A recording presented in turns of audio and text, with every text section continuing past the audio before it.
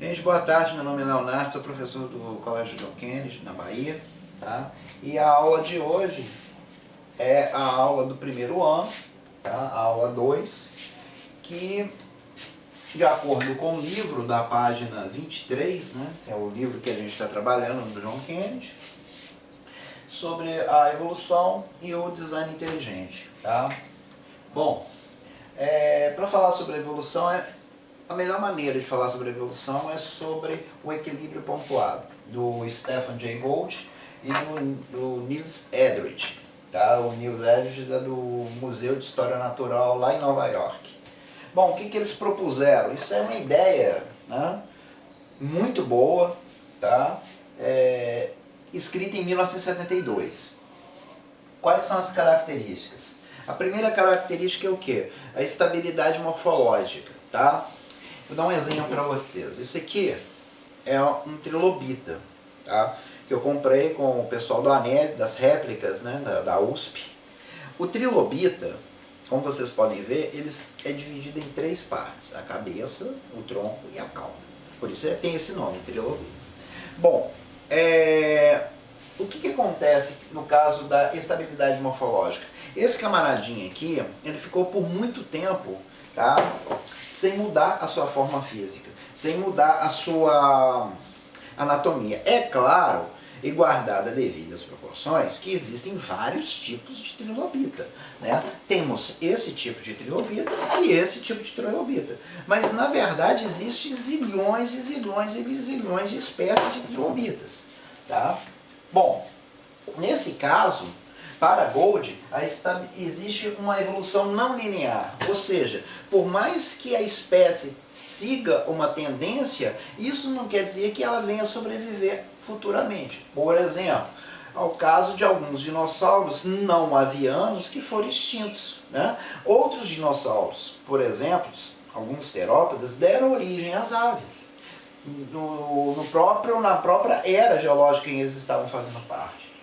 Outra coisa muito importante também: não existe elo perdido. Para o equilíbrio pontuado, o elo perdido não tem esse... Por que não existe esse elo perdido? Segundo Gould, a especiação, ou seja, a transformação de uma espécie para outra, ela acontece muito rápida e não deixa um ser transitório. Entendeu? E outra coisa, todas as espécies estão conectadas. Todas as espécies estão conectadas por meio da evolução. Tá? Isso quer dizer o quê? Que a trilobita, evolutivamente falando, em termos de evolução, ela está conectada comigo. É ao contrário, por exemplo, do design inteligente. O design inteligente, ele passa a ideia de uma finalidade criativa, de que as espécies têm uma espécie de finalidade. Ideia de ordem, ideia de projeto, de que essas espécies foram projetadas, certo? Não há relação evolutiva. As espécies, por exemplo, a samambaia tem nada a ver com o ser humano e não tem nada a ver com os artrópodes, tá? Bom, para ilustrar melhor essa ideia, tá? No caso, para mostrar que essa ideia do equilíbrio ponteado, realmente ela faz sentido, ela está correta, a gente vai recorrer ao que a gente chama de bioestratigrafia. Isso aqui, ó, é um extrato. É um extrato. Vamos imaginar o seguinte: uma montanha. Essa montanha está dividida em várias camadas. Nós vamos dar o nome de estratos, tá? Bom, vocês podem ver aqui em cima que o gênero Homo, ou seja, além da nossa espécie, mas de outras espécies de Homo, tá, surgiu aqui em cima. Por que isso acontece? Segundo um cara chamado Nicolau Steno, o Nicolau Steno vai dizer o seguinte, que as camadas mais antigas, elas estão o quê? Aqui embaixo. E as camadas mais recentes estão aqui em cima. Então, desse jeito, o gênero Homo, ele não está conectado, em termos de bioestratigrafia, com as trilobitas. Ou seja, o que eu estou querendo dizer é o seguinte, que as trilobitas não conviveram com seres humanos. Tá certo? De acordo com o design inteligente, e com relação ao dilúvio, se o dilúvio matou todas as espécies existentes e as espécies pré-históricas, todas teriam que estar onde? Na mesma camada. Só que isso não acontece. Em termos de bioestratigrafia, isso não acontece. E outra, temos os amonitas. O que são os amonitas?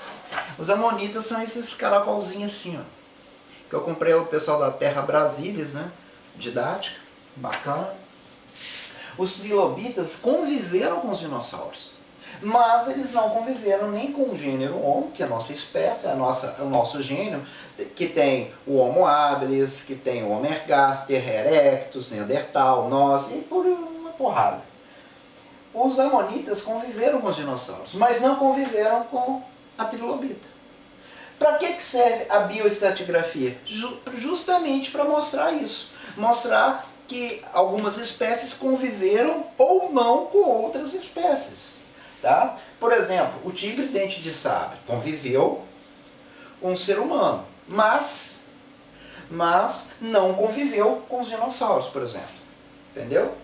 Ou seja, isso é a bioestratigrafia. E a bioestratigrafia prova justamente isso que o equilíbrio ponteado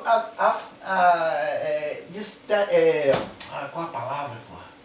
O que o equilíbrio ponteado fala, né? Ou aquilo que ele discorre, né? Com relação às falas, que é a estabilidade morfológica e o fato da evolução não ser linear. E a aula é isso. Muito obrigado.